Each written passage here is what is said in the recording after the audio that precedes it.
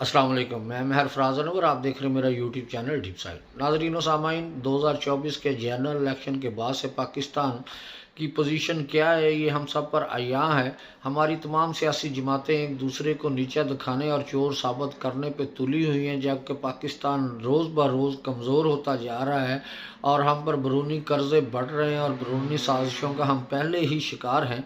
अभी कल ही अडयाला जेल में जनाब इमरान खान साहब के साथ सहाफ़ियों के साथ बात करते हुए उन्होंने फरमाया है कि मैंने IMF को लेटर लिख दिया है जिसमें कहा गया है कि इस हुकूमत के साथ मुआहदा ना किया जाए और उनको लॉ ना दिया जाए। उस वक़्त तक मुआहदा ना किया जाए जब तक इलेक्शन के रिज़ल्ट सही तौर पर अनाउंस नहीं होते और जिन जगह पर धांधली की शिकायत है उनका अज़ाला नहीं होता। इससे पाकिस्तान को काफ़ी नुकसान पहुंचेगा। आपको याद होगा कि जब इमरान खान साहब के ख़िलाफ़ तहरीक अदम इत्मीनान कामयाब हुई थी, तब भी सैनेटर शौकत तरीन साहब ने जनाब तैमूर जगड़ा साहब के साथ और मोहसिन लगारी साहब के साथ बात करते हुए उनकी कॉल लीक हुई थी, जिसमें उन्होंने कहा था कि IMF को आप लिखें कि वो पाकिस्तान को लोन ना दें। सियासत अपनी जगह पे है, पाकिस्तान है तो हम सब हैं।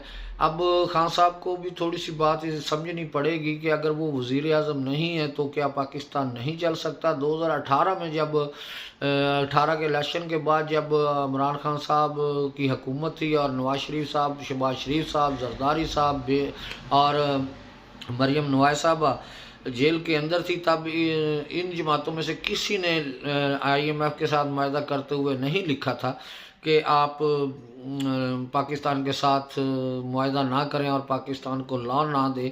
ये लोन लेना एक बुरी बात है और इसमें कर्ज़ों में इजाफ़ा होता है, लेकिन फिर भी अभी पाकिस्तान को लोन की ज़रूरत है, क्योंकि अभी इस साल हमने 28 अरब के करीब 28 अरब डॉलर हमने IMF को वापस करने हैं। अगर हम IMF के साथ नया मुआहदा नहीं करते तो वो हम डिफ़ॉल्ट के धाने पे तो पहले ही पहुंचे हुए हैं, फिर बाकायदा डिफ़ॉल्ट का ऐलान हो जाएगा। और डिफ़ॉल्ट का ऐलान होने का ये कोई मजाक नहीं है। इसमें हमें पेट्रोल नहीं मिलेगा, इसमें हमें खाने पीने की अशिया नहीं मिलेंगी, दुनिया से हम कट के रह जाएंगे। पाकिस्तानी करेंसी जो है कि इंतहाई डी वैल्यू हो जाएगी। अब इमरान खान साहब बादशाह बंदे हैं और PTI वालों से माजरत हो, क्योंकि वो गुस्सा ज़रा जल्दी कर जाते हैं, हमारे भाई हैं। जितनी उन्होंने चालाकियाँ और चुस्तियाँ उन्होंने दूसरी जमातों को नीचा दिखाने या इस्टेब्लिशमेंट के साथ लड़ाई में दिखाई हैं, उतनी चालाकियाँ उन्होंने हुकूमत के दरमियान नहीं दिखाई। अगर उन्होंने हुकूमत के दरमियान इतनी चालाकियाँ और चुस्तियाँ दिखाई होती तो शायद आज पाकिस्तान इस नहज पर ना होता। हमें याद है कि जब वज़ीर ख़जाना जनाब उमर साहब थे तो तब भी खान साहब कह रहे थे कि हम खुदकुशी कर लेंगे और हम लोन नहीं लेंगे। ये एक मुसीबत है कि हमें लोन की ज़रूरत है और हमें लोन लाजमी चाहिए। उधर बैरिस्टर गौहर अली खान साहब की तब्दीली का इशारा दे दिया गया है और उनकी जगह पे दीर से जनाब बैरिस्टर अली ज़फ़र साहब को चुना गया है। गो के अली ज़फ़र साहब हिचकिचाहट दिखा रहे हैं। उन्होंने फरमाया है कि मैं अगर चेयरमैन बन जाऊंगा PTI का तो मैं वो केसेस पे वो तवज्जो मरकूज़ नहीं कर सकूंगा जो मेरी तवज्जो पहले है। अब देखते हैं कि आने वाले दिनों में वो चेयरमैनशिप कबूल करते हैं या नहीं करते।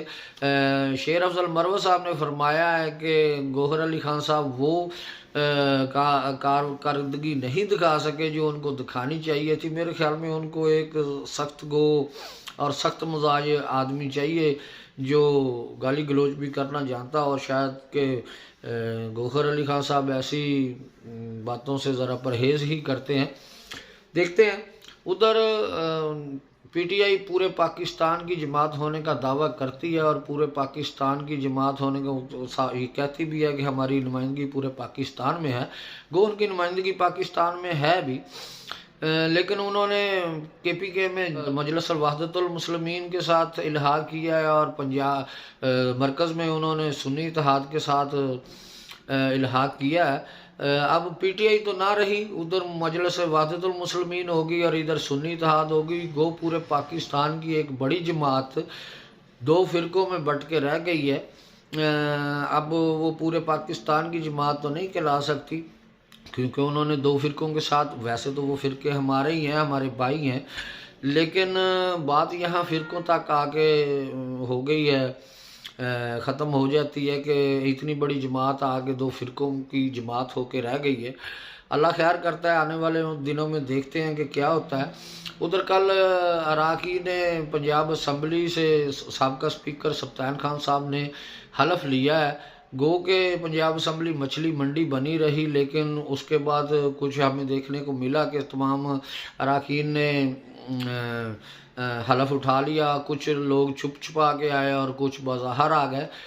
आज डिप्टी स्पीकर और स्पीकर का इंतखाब है और देखने वाली बात यह है कि नून लीग ने अपना उम्मीदवार मलक अहमद खान साहब को नॉमिनेट किया है। और क्या देखते हैं कि सप्तान खान साहब आज भी आके उनसे हलफ ले लेते हैं और जो सुन्नी इत्तेहाद के बज़ाहिर पीटीआई के जो अरकान हैं वो उनको आसानी से इलेक्शन करवाने देते हैं, उम्मीदवार का जो वोटिंग करवाने देते हैं। मेरा नहीं ख्याल कि वो इतनी आसानी से उनको करवाने देंगे वोटिंग। शायद इसमें गवर्नर साहब को मुदाखलत करनी पड़े, क्योंकि अगर सप्तान खान साहब उनसे वोटिंग नहीं करवाते तो गवर्नर साहब किसी नुमाइंदे को मुकर्रर करेंगे और वो आके वोटिंग करवाएंगे। अब पंजाब की पहली खतून वज़ीर आला बनने जा रही है मरियम नवाज़ साहबा। देखते हैं कि वो कितनी कामयाब होती है। गो के उनका कोई तजर्बा नहीं है, लेकिन उनके साथ काफ़ी सीनियर लोग हैं।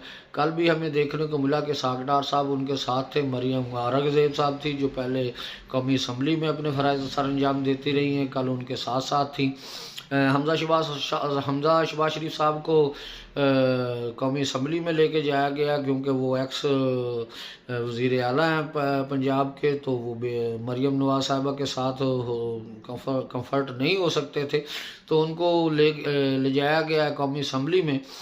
अब नवाज शरीफ साहब पीछे बैठ के देख रहे हैं। गो के मरियम नवाज़ साहिबा को काफ़ी सीनियर सियासतदानों का और कैंडिडेट का साथ हासिल है। आने वाले दिनों में वो पंजाब की तरक्की के लिए क्या करती हैं और अपनी जमात का खोया हुआ वक़ार वो पंजाब से बहाल करवा सकती हैं। उनकी काम की जो तदबीर है या उनका तरीक़ाकार है वो तो उनके वज़ीर आला बनने के बाद ही पता चलेगा। लेकिन आने वाले दिनों में जैसे हम रोज़ इलेक्शन के बाद से कोई कुछ ना कुछ नया देखते हैं, हमें कभी कुछ नया देखने को मिलेगा।